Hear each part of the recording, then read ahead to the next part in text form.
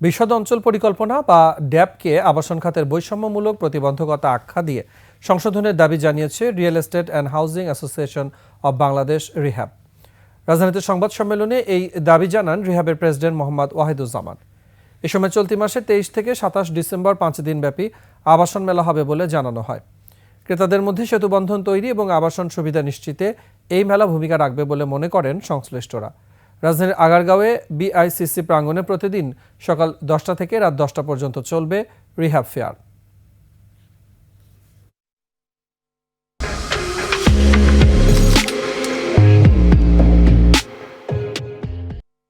উচ্চ নিবন্ধন ব্যয় ও সুদের হার বৃদ্ধি এবং নতুন ত্রুটিপূর্ণ ও বৈষম্যমূলক ড্যাবের কারণে দেশে আবাসন খাতে বিনিয়োগের স্থবিরতা চলছে।